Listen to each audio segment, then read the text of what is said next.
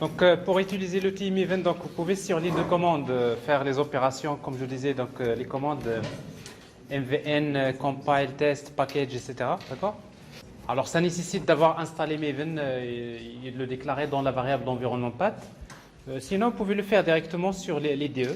Pourquoi? Parce que chaque IDE dispose de sa propre version de Maven. Alors, avec Eclipse, par exemple, vous pouvez faire ça directement run as voilà, build. Maven build, comme ça. Et directement, vous pouvez spécifier donc la commande. Par exemple, vous pouvez mettre package ou bien compile ou ce que vous voulez, run. Et ça permet donc d'exécuter donc l'opération de packaging. Mais comme vous voyez, cette fois-ci, ce n'est pas la version Maven externe qui est utilisée, mais plutôt c'est la version Maven interne qui est fournie par Eclipse. Donc ça suppose que même si vous n'avez pas installé Maven, donc ces opérations peuvent fonctionner. Bon, c'est pareil, donc voilà. Vous avez déjà Maven build, vous pouvez l'exécuter, clean, install, test. Sinon, vous faites Maven build avec les 3 points d'extension, c'est-à-dire c'est à vous de spécifier donc le goal ou bien le but que vous voulez exécuter. Voilà. Alors ça c'est.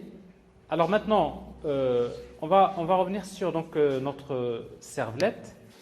Alors d'une manière générale, quand vous créez une application web, dans un contrôleur, dans une application basée sur MVC, généralement vous utilisez un seul contrôleur, n'est-ce pas? Bon, vous utilisez un seul contrôleur, mais avec plusieurs vues, mais avec plusieurs traitements. Alors comment est-ce qu'on peut gérer plusieurs vues avec un seul contrôleur? Ben, le principe est le suivant. Alors vous pouvez par exemple faire, par exemple ici on va mettre étoile.do, regardez .php, et notre contrôleur, donc du moment qu'on ne va pas afficher, générer du code HTML avec le contrôleur, ben, ce qu'on fait généralement souvent, c'est qu'on récupère le path utilisé pour faire appel, c'est-à-dire à notre servlet, ben, en utilisant request.getServletPath. Alors getServletPath, donc ça retourne tout simplement ce que vous avez tapé pour accéder, donc soit /contrôleur, soit étoile.do. Alors, et après vous dites par exemple if, vous pouvez faire des tests comme ça. If par exemple path.equals par exemple /products.do, je fais un traitement et je fais request.forward request get request dispatcher et j'appelle une vue qui s'appelle products.jsp.forward request response. Et après, vous pouvez vous amuser à faire quelque chose comme ça. Et après, vous dites else if.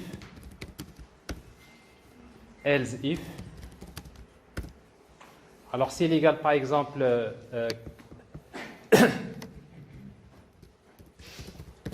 client,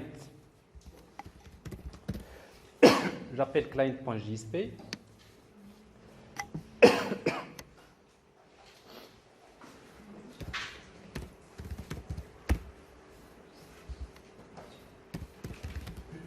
Alors, etc. Et après, vous dites à la fin, je fais else. Sinon, je vais lui dire donc la ressource que vous demandez n'existe pas. Donc, c'est-à-dire, j'utilise response.sendError. Et l'erreur, donc là, vous pouvez spécifier le status code. Alors, vous savez, le status code, normalement, c'est 404, n'est-ce pas?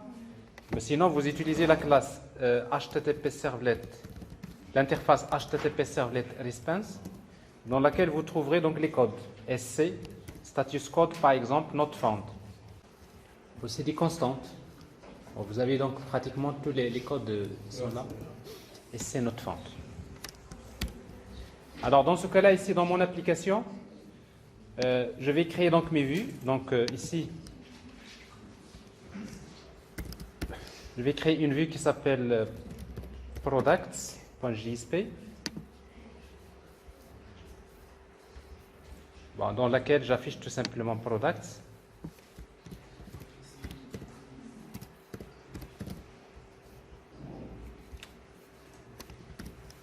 CTRL-C, CTRL-V.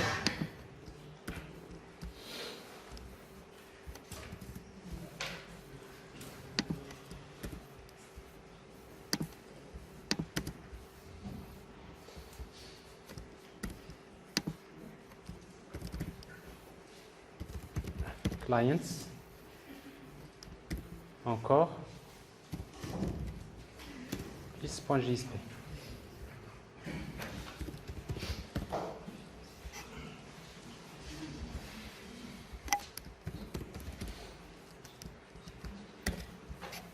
Alors tout ça, alors si en principe vous exécutez votre application, il va falloir que j'arrête d'avoir un serveur de l'extérieur parce que je veux toujours continuer à travailler en interne. Sinon il faut changer le port, etc. parce que faut que j'arrête le Tomcat que j'ai démarré tout à l'heure. Voilà. Et je vais tester directement ici. Run en serveur.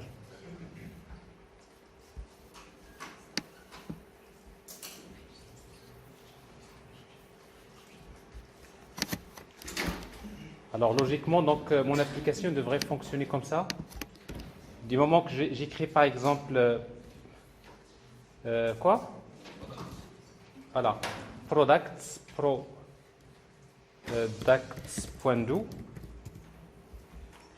Vous voyez, c'est donc ici products.do, donc ça me rend une vue pour la gestion des produits. Je fais par exemple clients.do et je fais également bills.do. Alors ici ça ne marche pas parce que peut-être j'ai écrit autre chose. Billing.do. Mais si je mets quelque chose d'autre qui n'existe pas, je vois 404, n'est-ce pas? Donc vous voyez ici, donc j'appelle toujours le même contrôleur, mais maintenant le contrôleur généralement, en fonction de le path, il devrait se charger, savoir ce qu'il doit faire, n'est-ce pas? Alors maintenant, bien sûr, il ne va pas faire que ça, mais pour chaque, bien sûr, action, pour chaque action, il devrait faire des traitements. Donc là, il doit préparer les données des modèles, il les transmet à la vue s'affiche. Donc c'est tout un processus, n'est-ce pas? Alors autre chose, généralement, si vous utilisez doGet, ça veut dire que ça suppose que toutes les requêtes utilisent que get, n'est-ce pas? Mais supposons on envoie une requête avec post, ça signifie que vous allez redéfinir la méthode de post. Et généralement, les contrôleurs, que ce soit doGet ou de post, la méthode de post, qu'est-ce qu'il fait? Il appelle tout simplement la méthode doGet. Alors si vous faites ça, request resp, donc c'est ce qui est déclaré par défaut ici. Donc c'est-à-dire que de toute façon, que ce soit une requête avec get ou post, c'est le même traitement qui va se faire. Alors ça va vous éviter d'écrire une partie des traitements dans la méthode doGet, une partie des traitements dans de post. Mais après, si vous voulez maintenant exiger à ce que le contrôleur utilise plutôt tel par exemple, supposons par exemple ici pour ajouter un produit par exemple, là vous faites par exemple product.do, vous pouvez ajouter and request.getMethod, n'est-ce pas? Là j'exige que la méthode soit get, n'est-ce pas? Donc ici, si la méthode égale, alors la méthode donc get, donc je peux la trouver dans un HTTP servlet request. Il y a des constantes ici. Normalement c'est bon, directement une chaîne de caractères. Get méthode.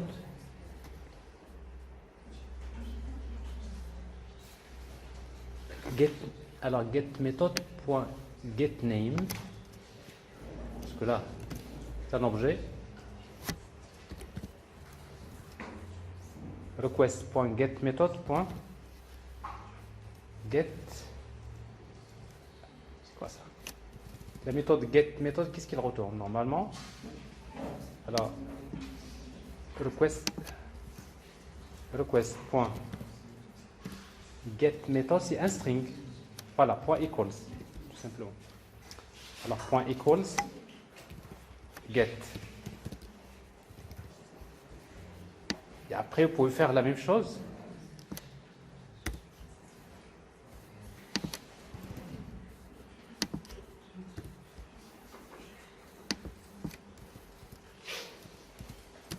Et après, vous dites si c'est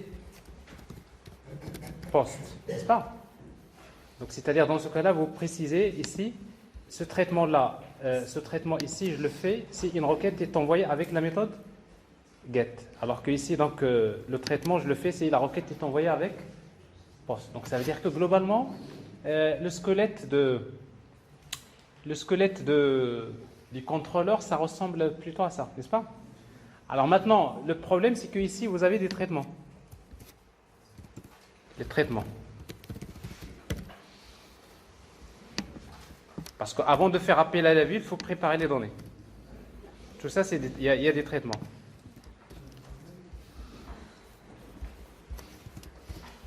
Traitement, etc., etc. Bon, c'est mal écrit, mais quand vous faites des copier-coller.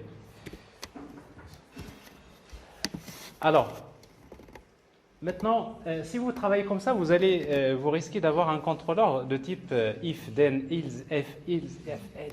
C'est compliqué, n'est-ce pas? Vous voyez, donc le contrôleur d'une application comme ça, c'est un contrôleur qui est ouvert à la modification. N'est-ce pas? À chaque fois que j'ai un cas, il va falloir que je me place dans le contrôleur et de traiter.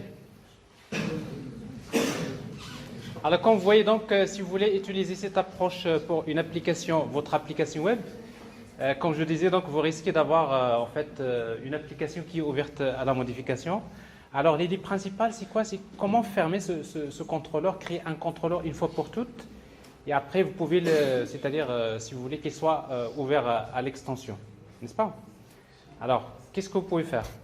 Bon, votre collègue, il propose, par exemple, alors ce qu'on peut faire, c'est dans le dossier web app, par exemple, je crée un dossier, je peux l'appeler, le développeur, il peut l'appeler comme il veut, il va l'appeler views, par exemple, dans lequel je mets les vues, CTRL X, donc je vais mettre ici les vues, je vais les déplacer ici. Bon, jusque-là. Alors maintenant, au niveau des vues, qu'est-ce que je vais faire? Ben, je peux par exemple penser à faire quelque chose. Regardez. Donc je supprime ici if, then, else. Alors je vais dire tout simplement que je fais directement request.get request dispatcher.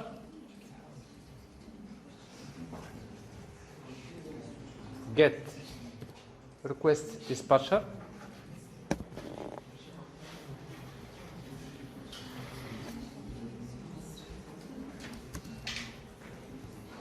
Comment il s'appelle la vue? Alors, supposons la vue, je voudrais lui donner le même nom que l'action. D'accord? Alors, c'est-à-dire, je peux utiliser le path, mais vous savez que le path, il y a slash quelque chose, point d'où, n'est-ce pas? Donc, je sais que, par exemple, mes vues,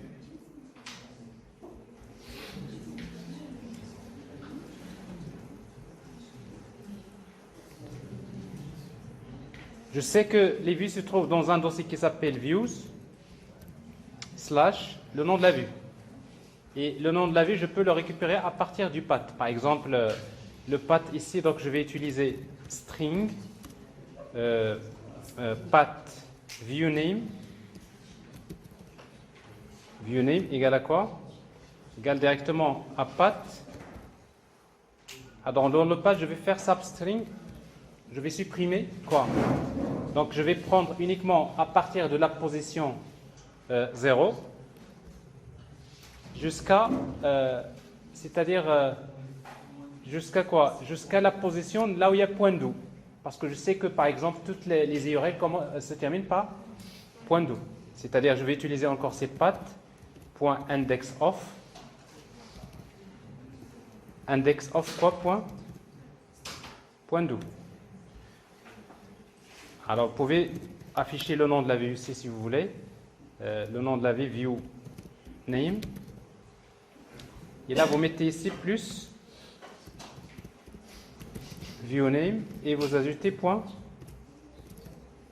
JSP. Alors soi-disant vous avez factorisé l'endroit où se trouvent les vues, n'est-ce pas?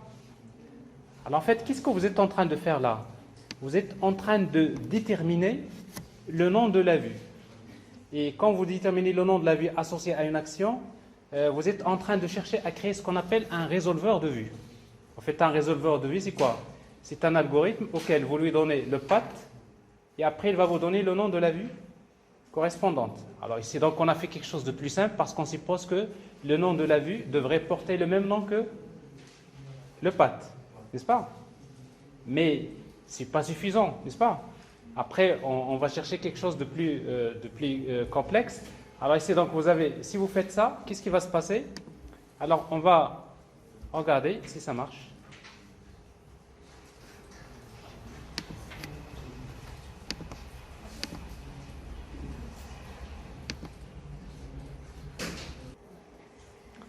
Alors, products.do.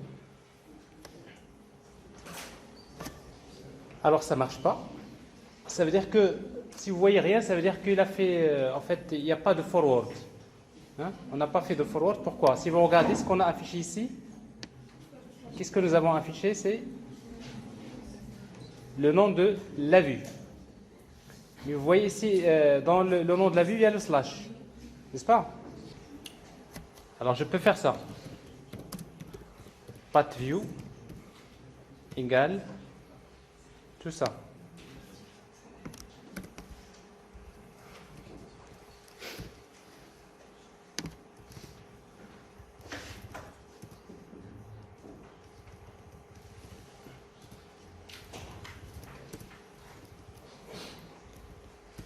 Alors si vous faites ça, alors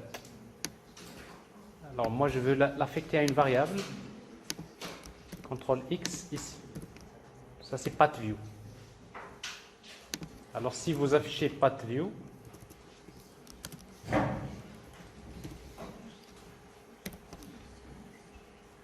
on peut regarder ce qui va se passer. Alors ici products.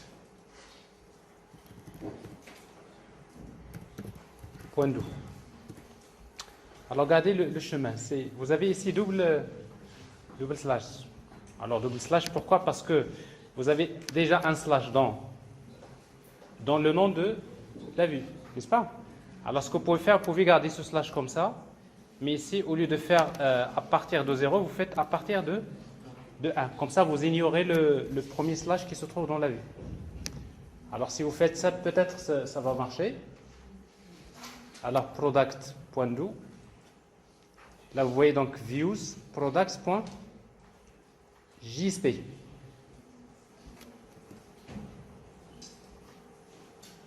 Alors, la vue. Bon, je redémarre. Je vais faire un restart. Alors, en fait, est-ce que j'ai fait un forward, non? J'ai fait tout ça, mais je n'ai pas fait l'essentiel. Parce qu'en fait, ici, qu'est-ce que je vais faire? Le forward de quoi? De path. Sans oublier de faire forward.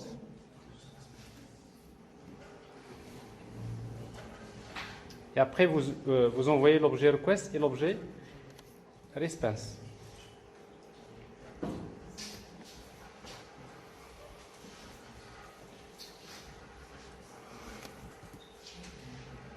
Alors ici, donc, vous faites client, ben, ça marche. Vous faites par exemple billing, en principe ça doit marcher. ici ça ne marche pas parce que, voilà, parce que le path n'est pas égal au même nom de la vue. Donc, vous voyez, donc moi maintenant, dans ma tête, j'ai utilisé un résolveur de vue qui exige, c'est-à-dire mon futur framework, parce que ça va devenir après un framework. Mon futur framework exige que le nom de la vue porte le même nom que le path, n'est-ce pas? Alors ça, c'est juste pour vous donner quelques idées. Alors maintenant, mais le problème dans tout ça, c'est qu'on n'a pas vraiment, on n'a pas réglé le problème. Pourquoi on n'a pas réglé le problème? Parce qu'il nous faut maintenant les traitements. Parce que les traitements, qu'est-ce qu'on va faire? Bon, maintenant, on va créer ce qu'on appelle, on va définir un contrôleur, et par la suite, on va créer ce qu'on appelle des sous-contrôleurs, ou bien ce qu'on appelle des contrôleurs secondaires. Alors maintenant, ici, vous pouvez choisir un modèle, maintenant en utilisant différents mécanismes, différents modèles de framework. Si vous voulez, je vous propose en fait un exemple de framework. En fait, le premier modèle qui a été créé dans J2E, le premier modèle de framework MVC, s'appelle Struts. En fait, Struts, c'est un framework qui est assez connu. Dans sa première version 1.0, comment ça a été créé? Alors, si vous voulez avoir une idée comment ça est créé, c'est que eh bien, vous avez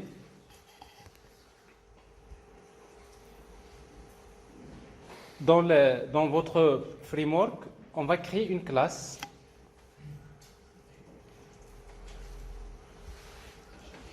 On va créer une classe abstraite qu'on va appeler par exemple controller. OK? Alors cette classe abstraite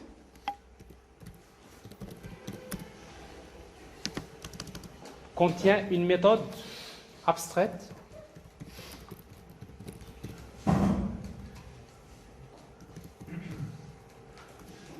qui reçoit deux paramètres. Le premier, c'est HTTP servlet request. HTTP servlet alors qu'est-ce qui manque? Ah, le nom de la fonction. Void execute, par exemple. Execute. Donc, HTTP servlet request. HTTP servlet. HTTP. Oh là là. Request. HTTP servlet response.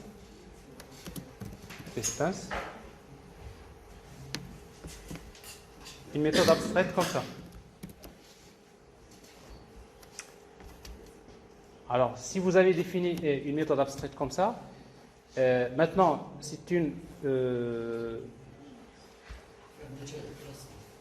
y a quelque chose qui manque? Il y a une accolade? Bah oui, je l'ai supprimé. Alors, ce que je vais faire, donc, c'est ça. Donc, ici, je vais déclarer un attribut de type controller que j'ai créé. C'est une classe abstraite. Controller.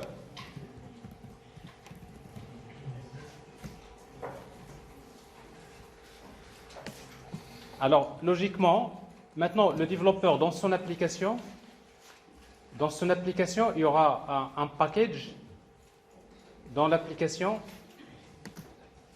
qu'on va appeler controllers. Donc, on va supposer que, par exemple, que tous les contrôleurs, il va les créer dans ce package-là.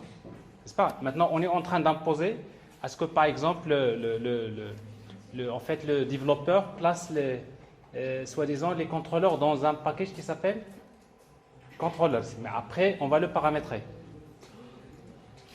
Alors, qu'est-ce qu'on va mettre pour créer un contrôleur? Par exemple, si je voudrais gérer les produits, je vais créer une classe qui s'appelle product controller. À chaque fois que le développeur veut créer un product controller, qu'est-ce qu'il fait? Il va hériter de la classe controller. Vous savez, la classe controller que je viens de définir, c'est une classe qui m'oblige à redéfinir la méthode. Quelle méthode? Execute, n'est-ce pas? Alors regardez bien. Une fois que vous faites ça, si je reviens à mon application, maintenant il y a une requête. Je récupère le path à partir de la requête. Donc string path égale request.getParameter. C'est pas getParameter, get servlet path. Servlet path. Alors maintenant, je suppose que dans le path, on va trouver en quelque sorte l'action à exécuter. Alors le contrôleur, ici, donc je vais prendre contrôleur égale class.forName. Je vais charger la classe des contrôleurs. Alors en fait, je suppose que la classe des contrôleurs, contrôleur class name, donc la classe des contrôleurs égale à quoi? Égale path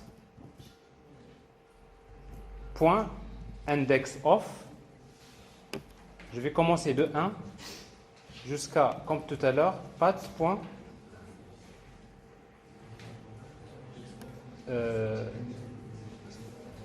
alors c'est pas index of, c'est plutôt substring, donc de la position 1 jusqu'à path.index of de étoile point do. Alors maintenant, là, mon framework suppose que toujours on aura de étoile point do, n'est-ce pas? Après, la même chose, on va le paramétrer. Alors ici, donc, je connais en quelque sorte l'utilisateur. Voilà ce qu'il va faire. On suppose que dans notre framework, on va taper localhost, le nom du projet.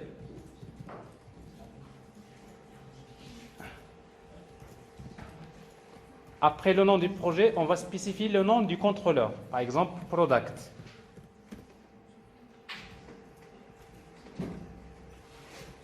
Product tout court. Alors si vous faites product comme ça, product.do, c'est comme si je suis en train de dire, voilà, je veux exécuter le contrôleur qui s'appelle product. Alors maintenant, ici, avec ça, je connais le nom du contrôleur et la classe du contrôleur, comment il s'appelle? Il se trouve d'abord dans quel package? Je suppose que le package s'appelle controllers. Point.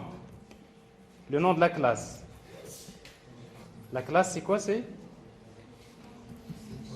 controller, class name,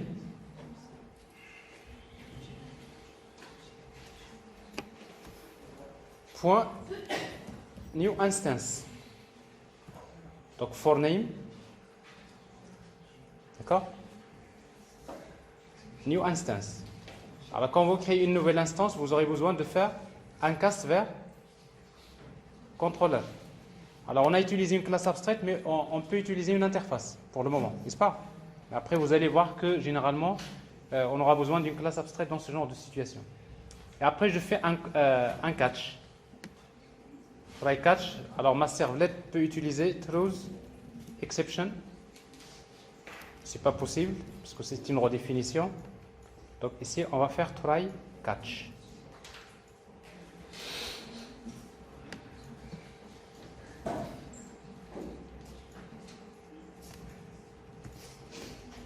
Alors, une fois que vous chargez le contrôleur, vous l'avez instancié, qu'est-ce qu'on va faire? On va utiliser contrôleur.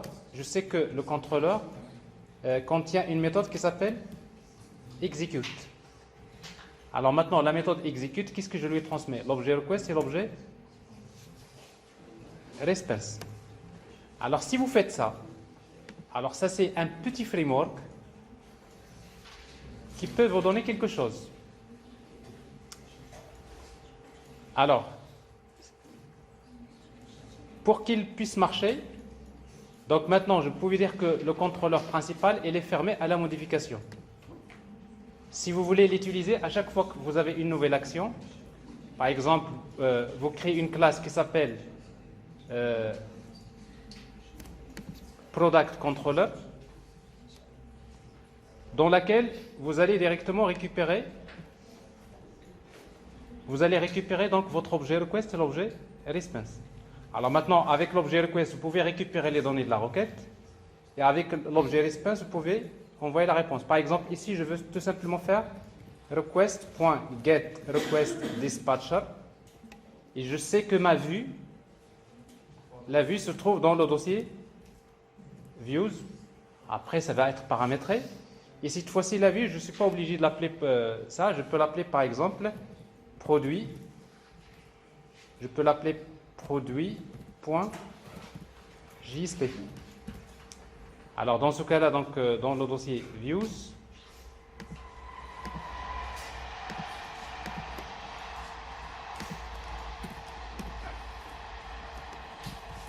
j'ai la page qui s'appelle index.jsp. Bon, ça c'est index, products index. Donc ici, donc, je vais retourner index.jsp. Et on va regarder si ça marche. Hein? Forward, tout à fait. Point forward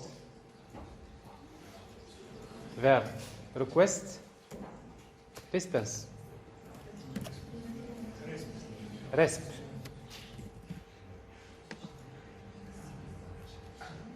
Request. Alors ça nécessite des exceptions, n'est-ce pas? Alors maintenant, pour éviter d'obliger le développeur à faire des try catch, alors qu'est-ce que vous allez faire? Ben, c'est-à-dire dans votre contrôleur ici, alors vous pouvez la méthode là, vous ajoutez throws exception, c'est-à-dire quelle que soit l'exception, et du coup à chaque fois qu'il va redéfinir la méthode, il va ajouter ici throws exception, throws exception.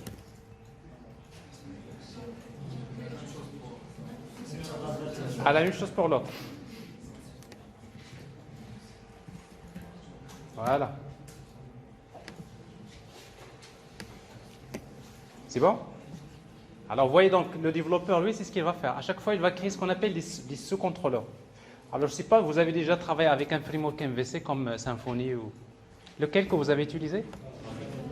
Laravel, n'est-ce pas? Par exemple, on vous dit qu'un contrôleur, quoi, c'est une classe qui va hériter d'une classe qui s'appelle contrôleur. Mais ici, jusqu'à présent, ce n'est pas encore parfait, mais je vous montre juste qu'on est juste en train d'appliquer le cours que nous avons fait la dernière fois. Comment créer une application fermée à la modification et ouverte à l'extension. Bon, c'est presque la même chose. Alors maintenant, on va essayer de vérifier. Alors ici, nous avons juste un petit problème, parce que quand vous appelez la méthode execute, vous voyez ici, donc, il y a une exception de type exception. Exception, c'est-à-dire quelle que soit l'exception. Alors ici, donc, je la laisse, après, je vais gérer les exceptions. Bref, je vous donne les idées, mais notre idée principale, c'est d'aller vous-même, à un moment donné, vous créer un petit framework MVC avant d'utiliser Spring MVC. Donc, vous aurez compris déjà comment ça marche. D'accord? Alors, on va vérifier.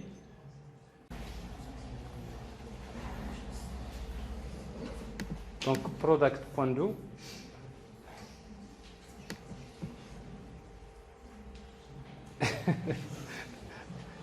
Non, ça c'est bon. Ça c'est normal.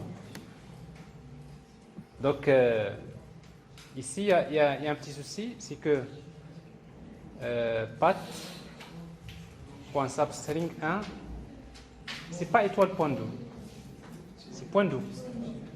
Parce que l'étoile n'existe pas.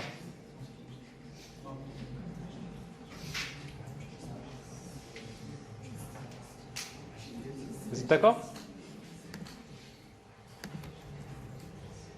Alors en tout cas, ici, il a exécuté, mais la redirection n'a pas été faite. Alors on vérifie si notre contrôleur s'exécute bien. Donc on va... Non, ça c'est l'ancienne exception. Alors je vais afficher ici le message. Product controller. Alors product controller.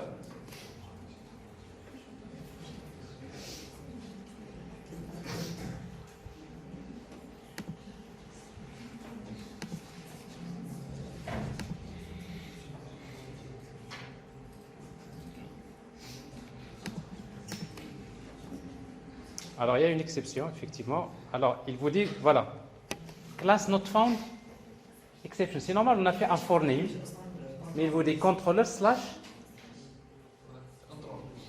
Alors, ici, comment il s'appelle notre package? Ah, d'accord. Ouais. Alors, maintenant, il va falloir qu'on change notre contrôleur pour lui dire plus contrôleur.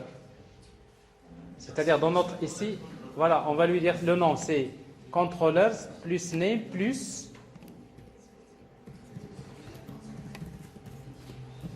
ok, c'est bien ça, voilà, product controller. Alors comme ça on ne va pas obliger le FliURL qu'on a avec controller. C'est pratiquement c'est le modèle utilisé par .NET.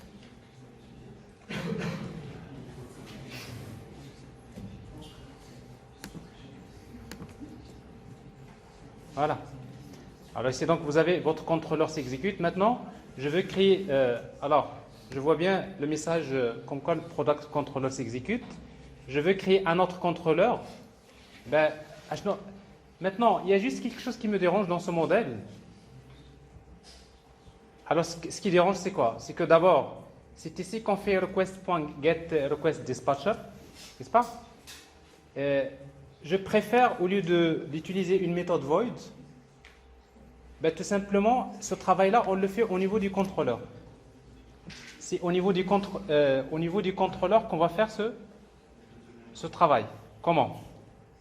C'est-à-dire, dans le contrôleur, dans la méthode ici, la méthode en quelque sorte abstraite, au lieu de void, il va retourner un string.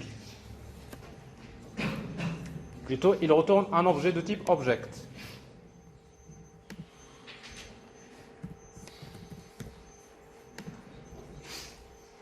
Donc, il retourne un objet de type object. Et comme ça, donc, ici, c'est object. Et dans ce cas-là, on ne va pas faire ça, mais on va juste ici utiliser return. On va retourner au contrôleur le nom de la vue. Et pour moi, le nom de la vue s'appelle index. Alors regardez bien. Donc ce contrôleur, lui, c'est pas lui qui va gérer cette histoire. Pour lui, il va dire, ce contrôleur, il va dire au contrôleur, voilà, je sais que ma vue s'appelle index. Automatiquement, c'est .jsp. Alors, si vous voulez ajouter ici .jsp, vous pouvez l'ajouter. Alors maintenant, bon, on va le laisser comme ça, index.jsp. Comme ça, parce qu'après, on peut utiliser quelque chose autre que JSP. Alors, donc, le contrôleur, qu'est-ce qu'il va faire? Dans ce cas-là, quand il appelle la méthode execute, il récupère le résultat.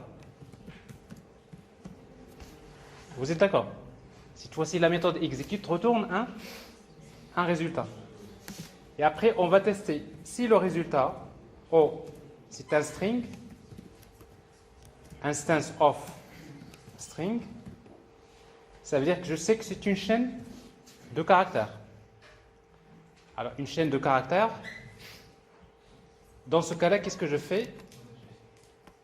Nous avons supprimé ce que nous avons fait tout à l'heure. On va utiliser request, d'accord? Point get request dispatcher. Je sais que maintenant, le problème ici, c'est que les vues, ils sont fixes, ce qui n'est pas bien. On ne peut pas obliger l'utilisateur. Donc, c'est le développeur qui doit, en quelque sorte, spécifier dans quel dossier il veut placer les vues. Alors, comment on va faire ça? Alors ici, cette fois-ci, on ne va plus déployer notre servlet avec la notation web servlet, mais on va le faire avec web XML. Alors vous savez, pour déployer une servlet en web XML, on va utiliser, c'est-à-dire c'est le développeur qui doit déployer le contrôleur. Servlet. Dans servlet, vous avez deux éléments, servlet name, CS, servlet class, c'est ws. C'est bien, c'est plutôt si web. Web.controller servlet. Mais pourquoi je fais ça? Parce que vous savez que quand vous déployez une servlet, vous pouvez lui transmettre un paramètre. Comment? En utilisant init-param dans web XML. Alors avec init-param, je peux lui dire le paramètre s'appelle pathView.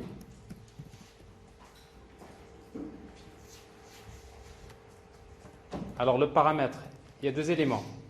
Il y a param_name, c'est pathView, et param_value. Maintenant, c'est le développeur qui va dire voilà mes vues, ils se trouvent où? Alors maintenant, je suppose qu'ils se trouvent dans le dossier qui s'appelle views tout court, n'est-ce pas? Alors maintenant, pour faire appel à cette servlet, on va utiliser URL pattern. Plutôt c'est servlet mapping. Et dans servlet mapping, vous avez servlet name, c'est toujours CS. Et URL pattern, c'est étoile.do. Alors là, après, le développeur, il peut choisir ici ce qu'il veut, n'est-ce pas?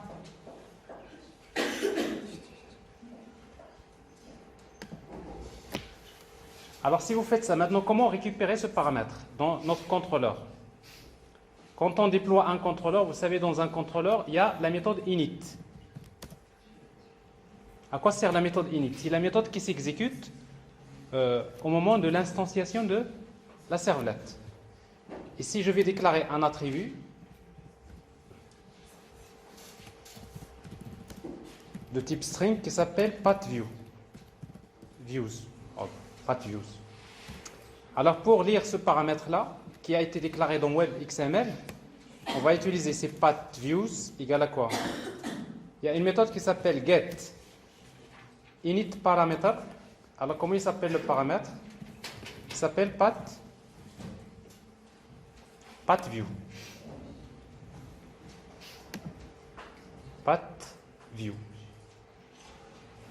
Alors, je mets pathviews. Comme ça. Pathviews.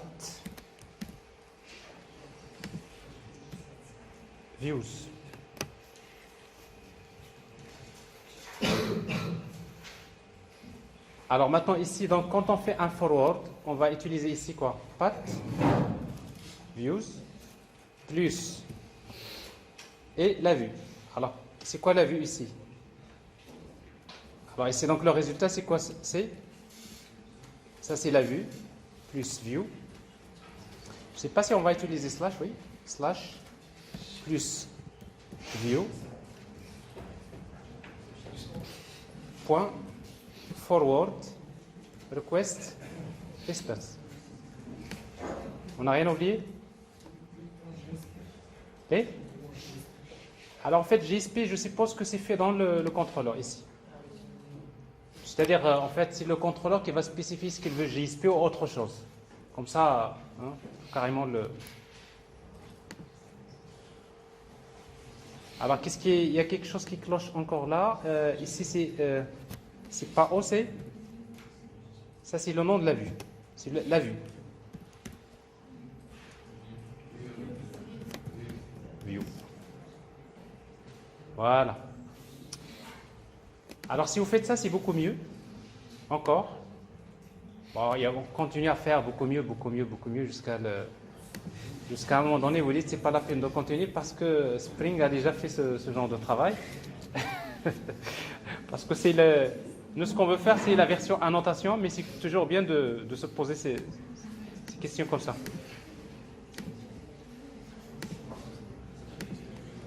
Alors, ici, donc, vous voyez, product, ça marche. Je veux créer, par exemple, un nouveau contrôleur. Je crée une nouvelle classe. La classe que je vais appeler client controller.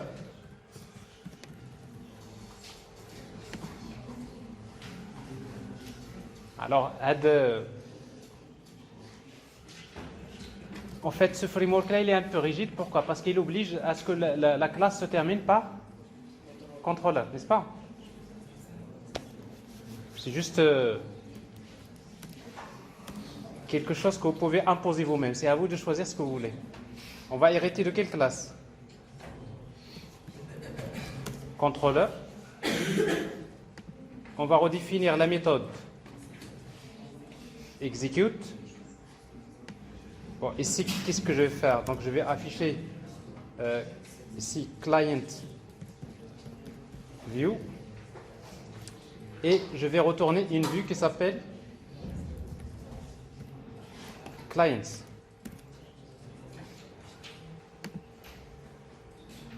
Alors ici, quand je lui demande, je veux les clients.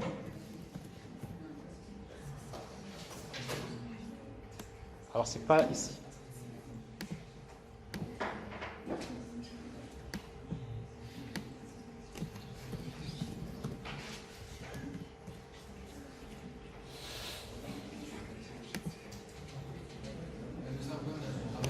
Le serveur est arrêté.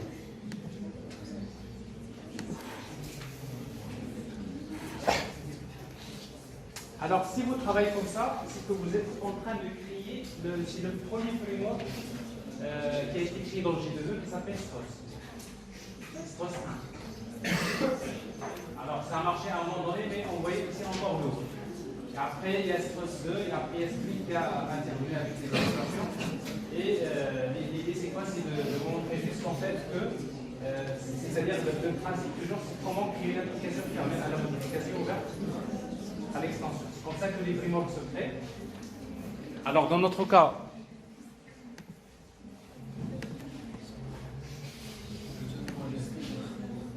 voilà, client.jsp.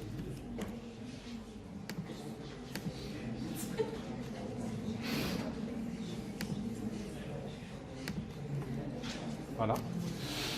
Donc, c'est-à-dire, j'ai bien ici donc, un système qui est fermé un contrôleur qui est fermé à la modification ouverte à l'extension. À chaque fois que je vais créer ce contrôleur, il suffit de créer une classe qui étend bien sûr ce contrôleur. Mais supposons que vous voulez les résultats en format JSON. N'est-ce pas? Vous voulez créer une API REST, vous voulez donner la possibilité. S'il vous plaît. Alors voilà ce qu'on va faire. Regardez bien. Nous allons intégrer, nous avons besoin d'une librairie qui permet de faire la sérialisation JSON, qui s'appelle Jackson. Jackson.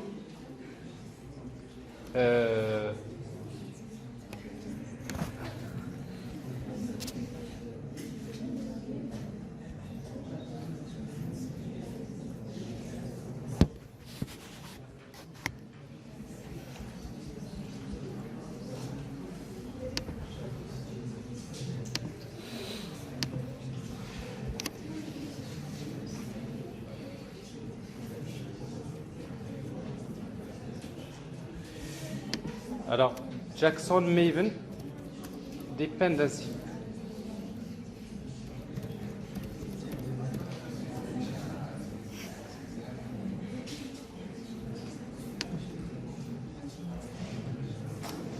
Alors en fait, c'est quoi Jackson? En fait, Jackson, c'est une librairie qui permet de faire la sérialisation objet, JSON, JSON objet. Donc si vous voulez convertir un objet Java en JSON, bon, ça c'est assez connu.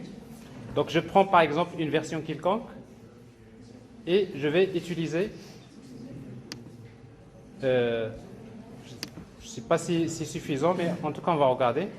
Dans POM XML, ça suppose c'est comme si je suis en train de dire mon framework il va avec ça, avec Jackson.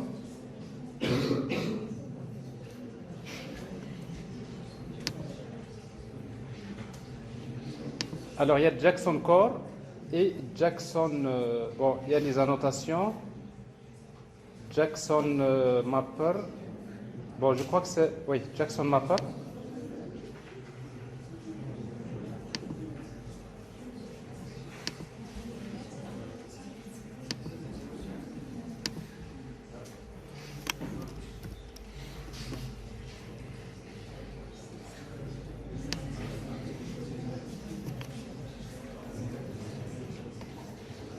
On va utiliser la même version.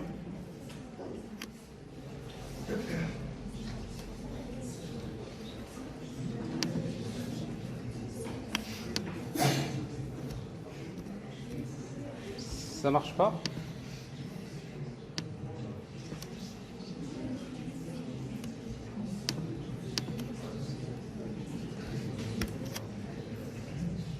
Alors j'ai Jackson. Pourquoi je fais ça? Parce qu'en fait mon contrôleur, vous savez ici il teste. Si le résultat retourné c'est un string, ça veut dire il fait un forward vers une vue. Il fait un forward vers une vue qui s'appelle, on va supposer que c'est du JSP. Else. Alors else, qu'est-ce que je vais faire? Donc je vais convertir le résultat en format JSON. Alors pour cela, je vais utiliser une classe qui s'appelle ObjectMapper, qui est fournie par ObjectMapper. Alors a priori, il n'est pas dans le contexte. Alors ça c'est ObjectMapper. Quelle version?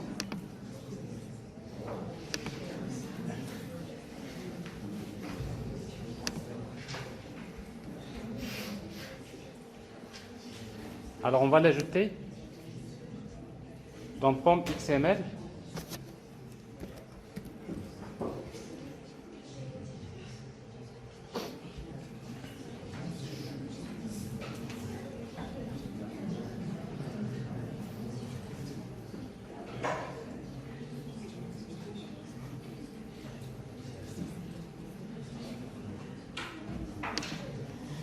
Alors en fait, il y a un petit souci dans cette librairie. Alors c'est Jackson, JSON, Object, Maven.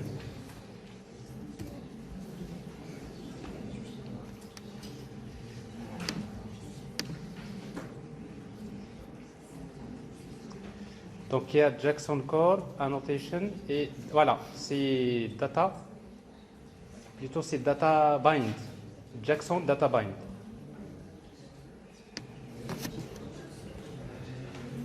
Principalement, ça c'est les trois annotations qu'on va ajouter,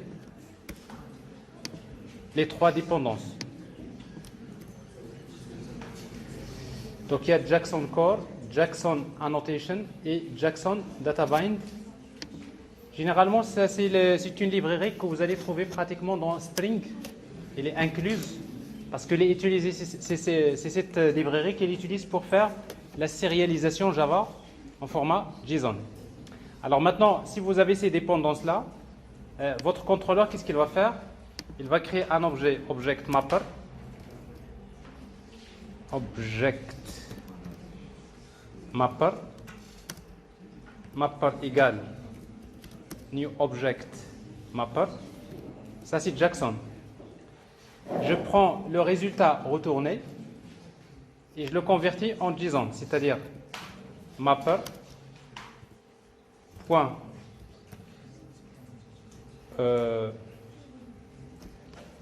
write, je vais écrire directement dans un output stream.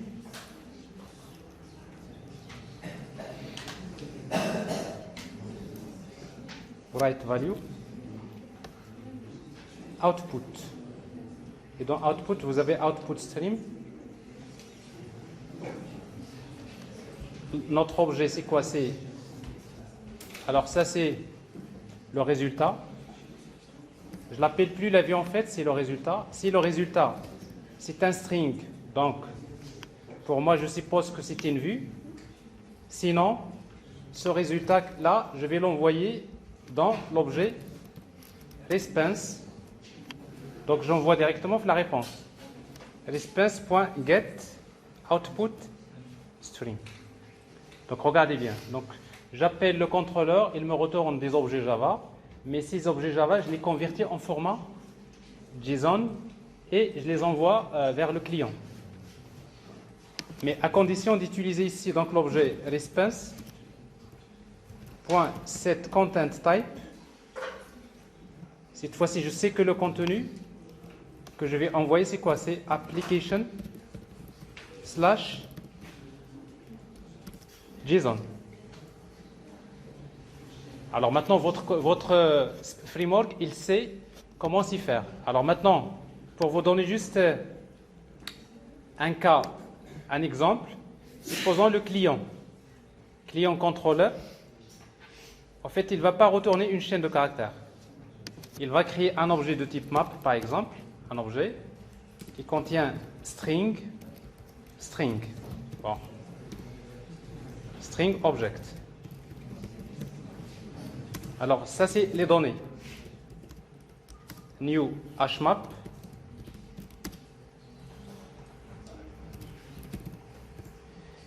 New hmap. Et après, je vais ajouter mes données avec data.put. Supposons data.put. La clé name. La valeur Mohamed. J'ai une autre donnée, Hassan, plutôt email.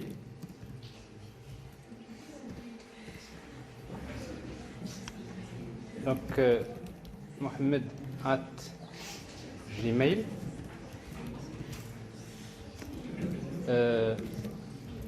L'âge. Alors, put. La valeur, par exemple, 23. Bon, bref. Et ici, qu'est-ce que je vais retourner? Data. Alors, vous voyez, regardez ce contrôleur-là. Ce contrôleur-là, qu'est-ce qu'il fait? Quand il est appelé, il prépare des données dans un objet. Ça peut être un objet client, une collection d'objets, peu importe. Mais ici, dans mon cas ici, donc j'ai choisi d'utiliser un objet de type map. Et après, je vais le retourner directement à qui? Au contrôleur. Alors, le contrôleur, lui, qu'est-ce qu'il va faire? Quand il récupère un résultat, du moment que le résultat, ce n'est pas un string, ça veut dire que c'est un objet qui est différent de string. Comme c'est un objet qui est différent de string, donc il ne va pas faire un forward vers une vue, JSP, ça veut dire qu'il ne va pas faire le rendu côté serveur, mais il va envoyer directement le résultat au client en format, en principe, JSON. Alors, je ne sais pas si ça va marcher ou pas. Je vais arrêter le serveur, je le redémarre. Start.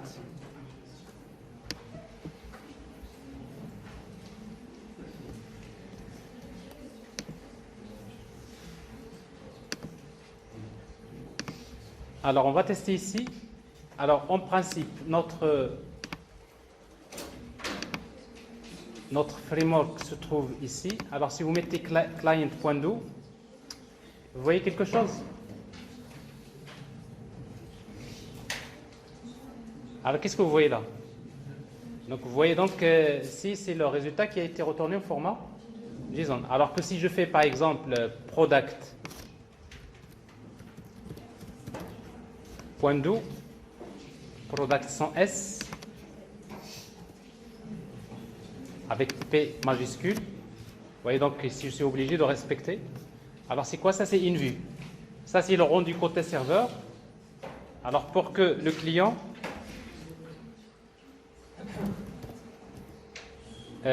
donc c'est un cas, donc il vous génère en fait des données au format JSON. Alors vous pouvez comprendre maintenant qu'un framework d'une manière générale, on peut y faire deux choses.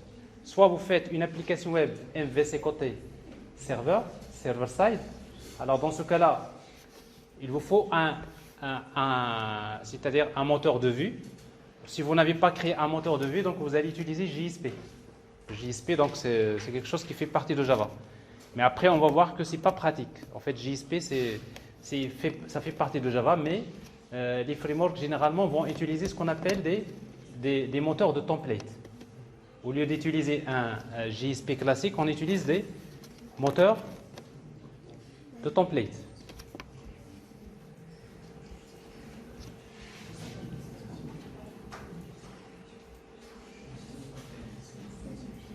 Bon, alors ça c'est une idée juste pour vous donner une idée sur un petit framework que vous pouvez créer. Ce qui dérange dans ce framework-là, c'est quoi? À chaque fois que je veux créer un contrôleur, je vais créer une classe qui hérite de la classe contrôleur, n'est-ce pas? Mais le problème, c'est quoi? C'est quoi le problème? C'est que je redéfinis une méthode execute. Ça veut dire pour chaque action, je dois créer une classe. N'est-ce pas? Ce qui n'est pas pratique. Alors maintenant, si vous voulez faire quelque chose de mieux, alors vous allez, votre contrôleur, tout simplement, il ne va pas vous imposer ça. Je le mets en commentaire. D'accord? Donc vous voyez donc mon contrôleur. C'est juste pour vous dire, ça c'est Struts 1. C'est que les gens qui ont développé avec Struts 1, c'était une galère. À chaque fois, créer un contrôleur, créer une classe, pas uniquement une classe, il faut créer deux classes. Bon, c'était un peu trop lourd. Après, bon, ce qu'on peut faire, c'est quoi? C'est que de dire, bon, je peux carrément, c'est-à-dire ce contrôleur, ça peut être une classe abstraite. Donc, ça veut dire que quand je crée mon contrôleur, client controller, qui hérite de ça, il n'y a pas de override. N'est-ce pas? Donc, je ne suis pas obligé de redéfinir cette méthode. Mais par contre, ici, la méthode, je vais l'appeler par exemple index. On est d'accord? Donc, j'appelle la méthode index. Alors maintenant, dans notre framework, on va supposer que quand on appelle, quand on appelle une action, voilà ce qu'on va faire. On va utiliser le nom du contrôleur, par exemple client / index.do. Ça signifie quoi? Ça signifie que l'utilisateur veut exécuter une opération qui s'appelle index à l'intérieur du contrôleur qui s'appelle client. Est-ce que vous êtes d'accord? Ça, c'est beaucoup plus simple. Pourquoi? Dans la même classe, je peux créer plusieurs méthodes. Après, une méthode pour faire la save, une méthode pour faire find, etc. Alors, si vous voulez faire ça, donc il y a quelques modifications, sans doute, que vous allez faire dans votre contrôleur. Alors, dans notre contrôleur, en fait, ici, il n'y a plus de méthode execute. Donc, c'est-à-dire, quand on récupère le nom, quand on récupère le path ici, donc j'enlève le point do, mais après, alors tout ça, on va le mettre temporairement en commentaire.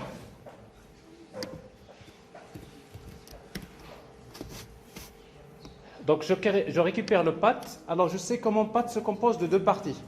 La première partie, ça représente quoi? Le nom du contrôleur. Et la deuxième partie, ça s'appelle l'action. Alors maintenant, je récupère le nom du contrôleur. Donc je dois faire quoi? Un split. String controller name égale à quoi? C'est alors ici, donc je ne vais plus l'appeler ça, mais je vais l'appeler par exemple action. Ça, c'est l'action à exécuter. C'est action.split. Je vais faire un split par rapport à quoi? Slash. Et je prends le premier élément. Ça, c'est le nom du contrôleur. Ensuite, je récupère de la même manière le nom de l'action, le nom de la méthode. Donc, operation name. Ici, qu'est-ce qu'on va mettre? 1. Donc, le premier élément, c'est le nom du contrôleur. Le deuxième, c'est l'action. Alors maintenant, quand on va charger ici, on va charger le contrôleur. Ici, qu'est-ce qu'on va mettre? Controller name. Controller. Parce qu'en fait, on suppose que toujours ça se termine par controller. Et ici, donc, new instance. Mais après, il faut exécuter la méthode. Alors maintenant, si vous voulez exécuter la méthode, vous savez le faire. Méthode invoke, n'est-ce pas? Ça, c'est la programmation par réflexion. Donc, il faut créer un objet méthode. Méthode de quelle classe? De la classe controller. Point get méthode. Attention, ça c'est le.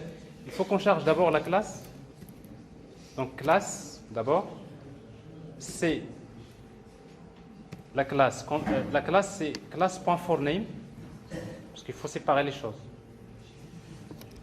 CTRL X. Je charge d'abord la classe en mémoire. Et après, j'utilise ici c.new instance. Donc, extend. Donc, ça, c'est le contrôleur. C'est la classe. Là, c'est l'instance de la classe. Donc, ici, je vais chercher dans la classe c.getMethod.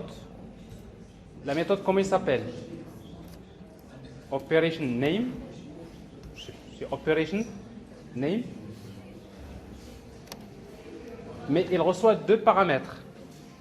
Le premier c'est HTTP servlet request. Alors le problème maintenant c'est qu'on est obligé d'avoir deux paramètres, n'est-ce pas? Mais après si vous voulez avoir une méthode, si vous voulez avoir la liberté.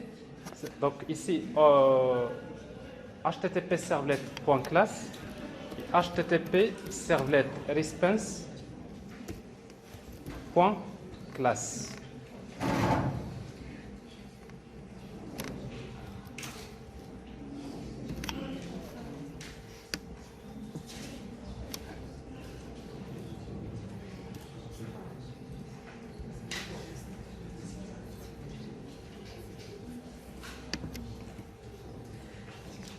Et si vous voulez exécuter la méthode, vous utilisez quoi? C.invoke. Invoke. C'est pas C, c'est méthode. Méthode.invoke. Vous voulez invoquer la méthode sur quel objet? C'est le contrôleur. C'est-à-dire vous appelez la méthode, cette méthode sur le contrôleur. Et qu'est-ce qu'on va lui transmettre comme paramètre? Request response. Et on récupère maintenant le résultat. Object res égale à ça. Res égale la méthode invoke. Et maintenant, on va faire le test. Si le résultat, c'est un string, je fais ça. Si le résultat, c'est un string, je fais ça. Sinon, je fais autre chose. Je ne sais pas si ça va marcher, mais en tout cas ici, donc il n'y a plus de override. Par exemple, ici, ça c'est product controller, je vais l'appeler par exemple list. List avec majuscule. Bon, après on peut changer. Si vous voulez maintenant exécuter ce contrôleur-là, il va falloir écrire quelque chose comme ça. Il faut créer product, ça c'est le nom du contrôleur, slash list. point do. Est-ce que ça s'exécute? Oui. Donc j'arrive à exécuter product.do et normalement il me dit parce qu'il n'a pas trouvé index.jsp. Alors là on a un petit souci maintenant. Quand on fait la redirection, il va vers un dossier product dans view. Hein? Bon, ça signifie que la redirection que nous avons faite, il faut la changer ici parce que ça ne marche plus comme ça. Si vous faites path name, alors path views que nous avons ici, il faut le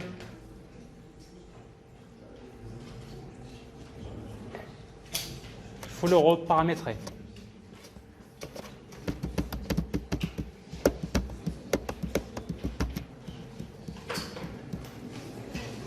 Ici, le résultat.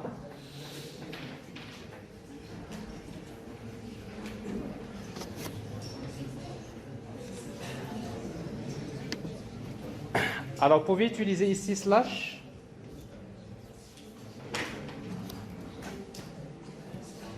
Donc, slash web app slash. Je ne sais pas si ça peut marcher comme ça. Parce que si vous ne faites pas ça, regardez bien. Il va vers slash. Plutôt, ça, c'est le nom de l'application. Alors, je vais bricoler la solution parce que le temps est terminé. Donc, je vais vers slash bank app. C'est comme ça.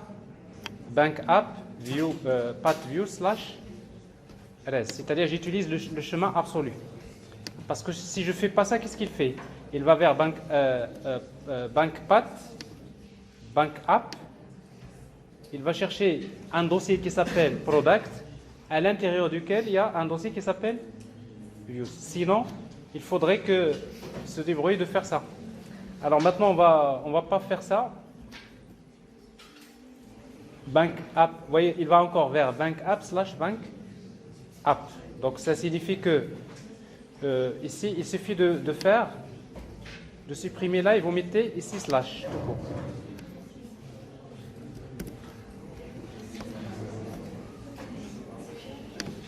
Est-ce que ça va marcher?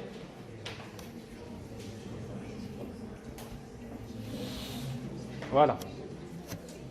Donc c'est-à-dire, en fait, le chemin, il n'arrive pas à trouver le chemin. C'est parfait comme ça. Donc c'est-à-dire, vous mettez d'abord, toujours, il va vers slash, et après, il va directement vers la vue. Alors, maintenant, si vous faites pour le client, alors pour l'autre contrôleur, l'autre sous-contrôleur, client controller, ici la méthode, on va l'appeler index. Normalement, ça devrait marcher. Donc, il suffit d'écrire client slash quoi? Index.do.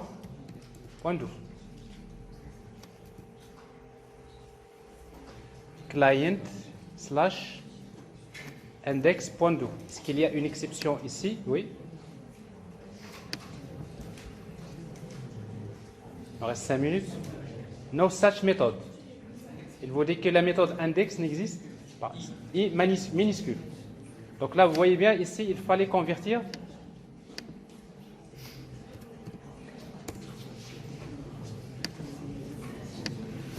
Là, il ne va pas la changer. Je sais qu'il ne va pas la changer. C'est index.do. Allez, il va toujours vers majuscule. Moi, je vais carrément renommer ici. Ma méthode s'appelle index. Alors, comme quoi, juste, il faut encore dans votre contrôleur, il faut prendre la méthode, il faut la convertir en minuscule et après, vous faites les choses comme ça. Ça peut marcher. Allez, vous voyez donc, ça tient bien. Alors, l'avantage, c'est quoi? C'est que vous avez ici client index.do, ça nous donne le client. Et je voudrais ajouter une autre méthode dans le même contrôleur.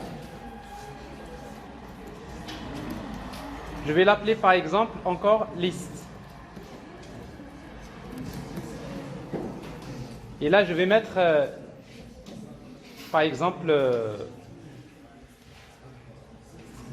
une autre liste. Par exemple, je vais mettre ici ID.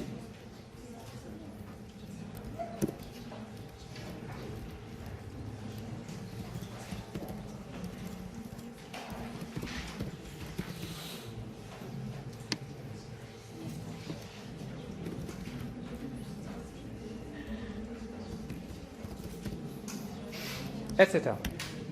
Alors ici, donc, j'ajoute une autre liste, et plutôt une autre méthode dans le même contrôleur. Alors si vous faites ça, slash list, alors vous êtes toujours dans le même contrôleur, vous avez slash index. C'est bon? Bon. Alors c'est vrai que j'en ai fait un peu trop pour vous bousculer un petit peu sur la partie servlet JSP. C'est très simple de comprendre ce que c'est une servlet JSP. C'est très simple aussi de créer des applications, vous allez voir des exemples. Mais quand vous commencez à développer avec servlet JSP, il y a deux solutions. Soit vous créez votre propre framework et vous avez en fait le courage de créer quelque chose qui marche bien pour votre entreprise. Alors ça, en tant que des ingénieurs qui ont travaillé sur l'ingénierie informatique et logicielle, c'est toujours très bien d'essayer parmi les petits projets. D'ailleurs, rappelez-vous, la dernière fois, j'avais demandé de créer un petit framework pour l'injection des dépendances. Maintenant, c'est un petit framework de développement web. Si vous faites ça, alors croyez-moi que tout ce que vous allez utiliser par la suite, ça devient vraiment transparent. Et vous-même, vous pouvez par la suite comparer, c'est-à-dire qu'est-ce que tel framework fait mieux que l'autre framework. C'est loin d'être terminé parce qu'on n'a pas traité tous les cas. Alors maintenant, ce que je vous demanderai par la suite, c'est que ici d'utiliser, en fait, pour faire le mapping, vous allez utiliser des annotations. C'est-à-dire qu'ici, au lieu d'utiliser controller, vous allez créer la classe, une annotation qui s'appelle controller. Et par exemple, la méthode pour, je suis pas obligé de mettre sur l'URL index. Qu'est-ce que je vais mettre? Je peux mettre par exemple une annotation que je vais appeler get/test. Ça veut dire quoi? Ça veut dire que si par exemple j'envoie une requête avec get, avec l'URL/test, c'est cette méthode qui va s'exécuter. Donc qu'est-ce qui reste maintenant? Comment faire le mapping entre les URL et les méthodes? Alors le meilleur moyen, c'est d'aller vers les annotations. En fait, Spring, lui, c'est ce qu'il va faire, c'est ce qu'il va vous proposer. Alors, pour le moment, je ne vais pas vous montrer comment créer cette version annotation, mais ça fera partie en fait, des petits projets sur lesquels vous allez travailler.